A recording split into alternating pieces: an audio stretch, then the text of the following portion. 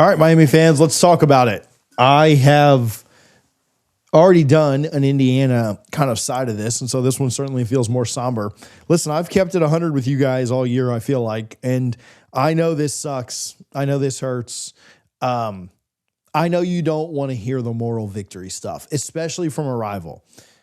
I will tell you, I thought Miami played not a great game in the terms of execution, but they were down and out in this game many times. And this game could have gotten away from Miami several times. And I know you don't want to hear the moral victory crap. Listen, I can tell you all the things you're going to hear everywhere else. They were this close. And man, if this play had gone that way and this play had gone that way. Listen, yeah, that's how it works, man. That's how it works when two gladiators hit the football field and one has to win and one has to lose. It is a shame for both of these teams that somebody had to lose this game. These were undoubtedly the best two teams in college football this year. There's no doubt about it. I don't care about Miami's stumbles against Louisville and SMU. I think they learned from those. I think they improved after those games, and they were a different team after traveling to Dallas. They looked like the team that they looked like early in the year when they started so hot. But somebody did have to lose. And that, unfortunately, was Miami in this game. And when I think about this game from the Miami perspective, I'm very impressed with the way they fought back. But they just didn't execute well enough early in this game, and they were always chasing. They always were chasing in this game. 0 for 6 on third down in the first half is just not going to get it done. At one point, they were 0 for 8, and it took a miraculous Carson Beck, Cam Ward looking play down the field to, I believe, Daniels, if not Marion, for 24 yards or something to get their very first conversion on third down. They were 1 of 9 at that point. I thought Miami had a chance so many times in this thing. I thought they dropped the interception on the, which again, I don't want to single any one player out. I thought they had the interception in the end zone on Indiana's first field goal. That would have been a tough play for Frederic. I thought the coverage was really good by Frederic. I think it's asinine that Lucas had to sit out the first half. But Miami was this close on just a couple of plays of making this a very different ball game. You think about the missed field goal. You think about if you hit that field goal and you're down by 3 there at the end, maybe Beck doesn't need to take that shot down the field. Now, maybe he still does anyway, and it turns out exactly like it did. You lose the game by 3 instead of by 6. Big deal. There was a point in this game, and I said this on the Indiana side of this recap, which I posted, and you can watch afterward if you want to be a real glutton for punishment. There was a point in this game where Miami was down 17-14.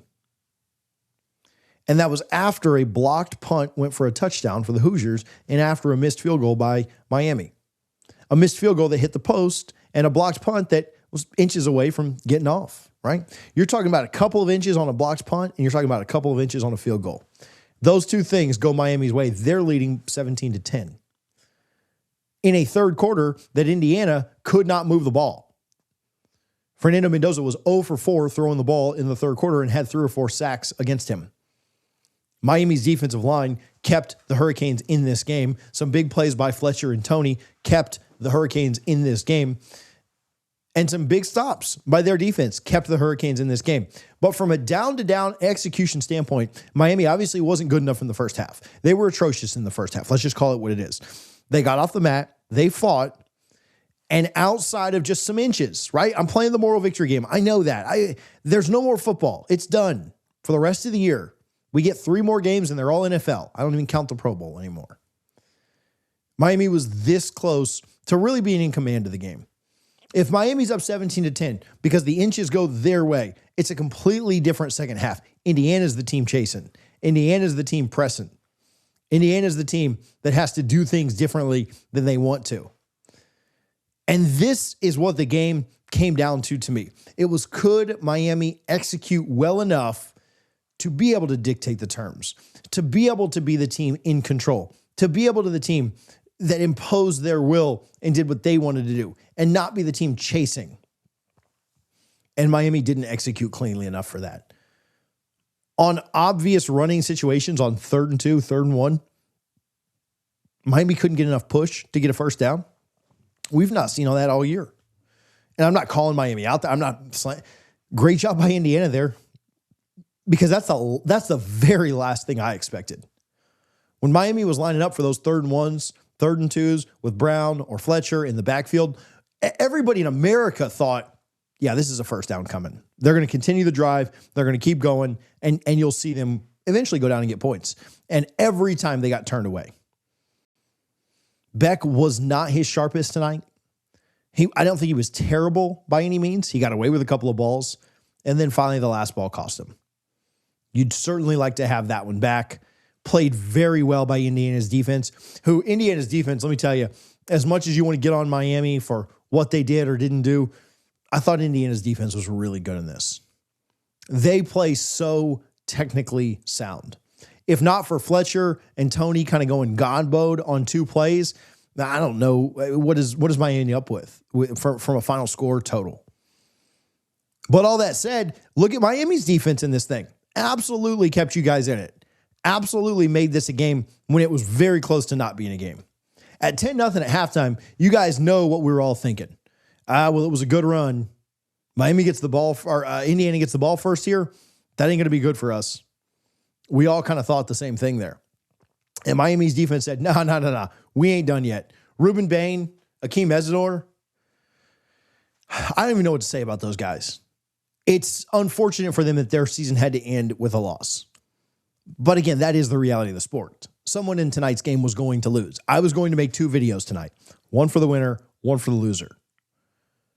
And I thought that the way those guys played on the defensive front, Moten bringing Black down multiple times, that defensive line was so good.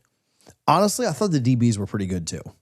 I know that Indiana continues to make that back shoulder catch just impossible to guard. And I know that it doesn't matter if Mendoza throws a dime or throws it 5 feet to the left, the guy Becker somehow finds a way to make a catch. There were times where I thought Miami defenders were interfering with Indiana's wide receivers, and they still caught the ball. Like, I'm not saying defensive pass interference is good coverage, but you can't get any better coverage than literally interfering with the guy and they make the catch.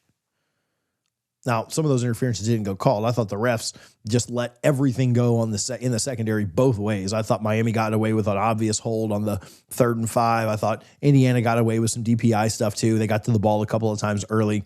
A couple of them were called both ways. The Big 12 refs were atrocious, but I didn't think they were atrocious horribly one way or the other. I thought they could have called some late hits on Miami early in the game. They did call the late hit on Beck late in the game that helped Miami on that last drive. Or else, may not even have had that interception had that personal foul not been called. But I thought Indiana's DBs were really good, but I thought Miami's were too. I thought they were underrated in this game. And sometimes the guys on the other team just make plays. Signetti said this before the game. He said, look, they're going to make their plays too. We just got to make one more. And ultimately, that's what they did. The defensive back, the safety rolled over. That let the corner play a little bit softer. And Beck threw the ball looking for the back shoulder, I would assume, or it was a miscommunication. I haven't watched a presser or anything like that yet. And they made a play and got the pick, and that was it. With under a minute to go, I'll tell you, I was in my group chats, I was texting my friends, I was texting my buddies, and I was saying, Miami's going to go win this game. They're going to go score with like 13 seconds left and kick an extra point and win this game by 1 point. And that's not the way it went down, unfortunately, for the Canes. But again, it comes down to execution for me. It does. Too many penalties. You lost the turnover battle, and you had the special teams blunder. You couldn't run the ball on 4th and short. They did get the conversion. And Indiana made plays, man. They made the play on special teams. How many special teams plays did Miami throw away with penalties where it backed them up consistently? Tony would have a nice return out to maybe like the 45 or so. So you only got 55 yards to go, and then you get a holding penalty that backs you up to your own 23. Or you'd start a drive from way back because you had a holding on a kick return. I thought that happened way too often. You come out on the final drive, and you get a delay of game on the first play of the drive. You're starting on 1st and 15. Now, Indiana's penalty undid that, but Miami just didn't execute well enough. They played another B minus C type game. And let's be fair, they played really well in some areas, and Indiana did not play a great game either. If Indiana would have played an A-plus game, they'd have won this thing by 17 or more. So Miami forced Indiana to play pretty poorly too. This is the worst we've seen Indiana play in the playoffs, and that's an absolute credit to Miami. But Miami had to be sharper. And when you look at this game, Indiana was not great by any means, but I thought they were better than Miami. They made more plays than Miami. I thought that Cignetti going for it on that fourth down was going to be the play of the game. It looked like Miami's safety reacted to that a little bit slow. Gave Mendoza a little bit more of a lane, and he made, to me, the play of the year. So far this season, I would have said the Keontae Scott pick six against Ohio State was the play of the year. I think the Mendoza touchdown run was probably the play of the football season. I think that effectively won them the national championship. It made Miami chase way too much. It made Miami have to come back from 10 with not enough time left. Indiana did a good job of milking the clock. Miami had their final chance. The defense bowed up one more time, got the stop, aided by a mistake by Indiana. Uncharacteristic. Miami took advantage of a mistake by Indiana on a 2nd and 1 where you knew Indiana was like, Indiana out Miami in the short running game. They just did. And you got a break with the false start. Backed them up to 2nd and 6. I thought Indiana should have thrown the ball once here because Miami was expecting the run. That would have ended the game. Cignetti and the guys went kind of conservative. Miami's defense bowed up, and you gave your offense one more chance. Got the ball out past midfield. Did a good job there, aided by the penalty for sure. But, man, I thought the execution could have been a little bit sharper.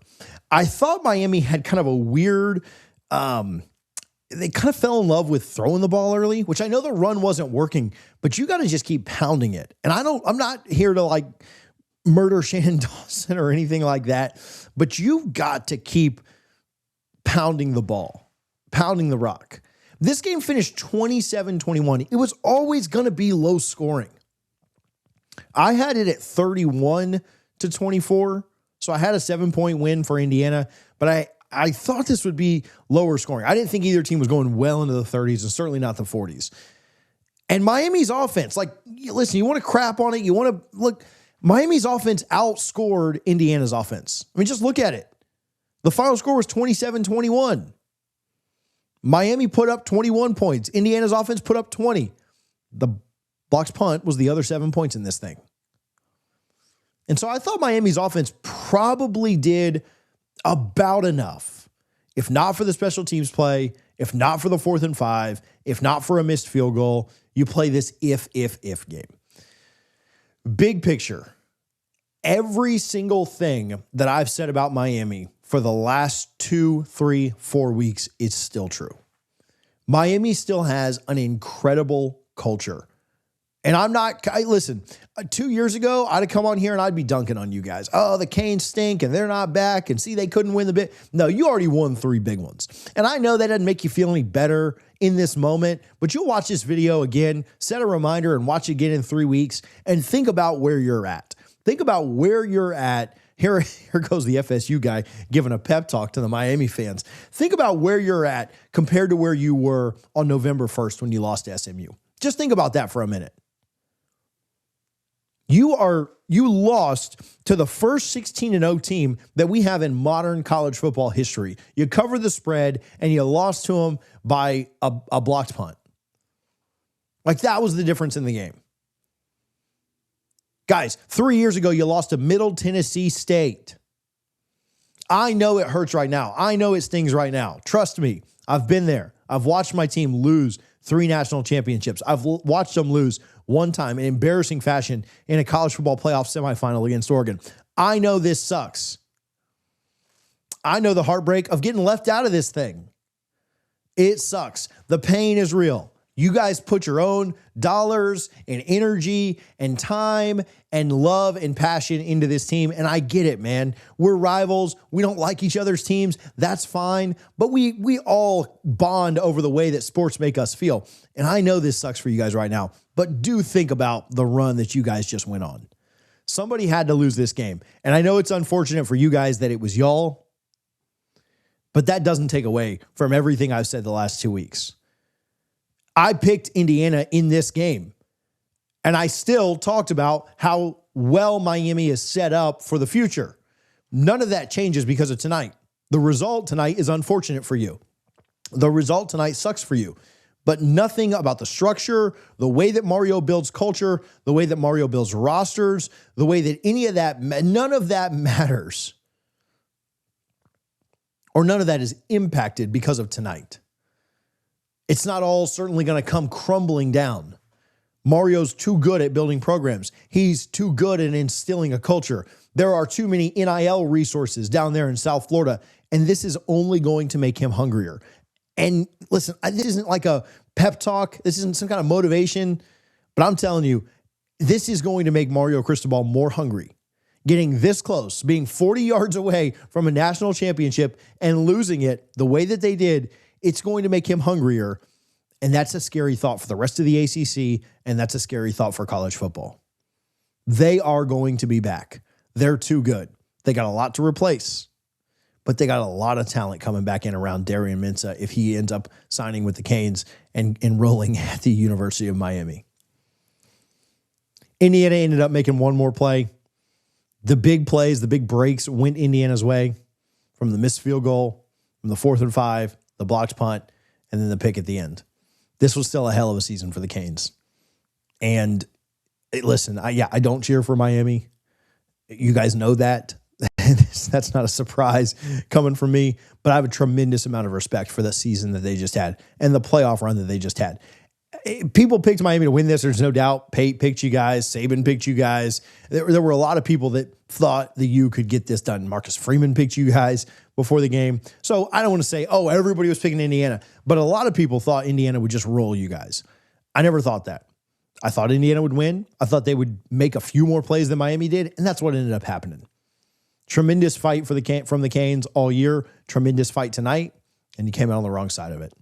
Let me know your thoughts down in the comments. Listen, I've enjoyed getting to chat with you guys. The bad news is the season's over. The good news is we're not going anywhere. We'll continue to talk about all things Miami here on ACC Football Addiction. Make sure that you are subscribed. Love to hear your thoughts down in the comments. I know it sucks, but you do need to take some time, if it's not today, in the next few weeks, and realize how special this run was, how special this team was, to go from a 10 seed to the national championship game and be 40 yards away from winning it all. A pretty special season. And that's a Florida State fan telling you that. Appreciate you guys, as always, for tuning in. We'll see you on the next one.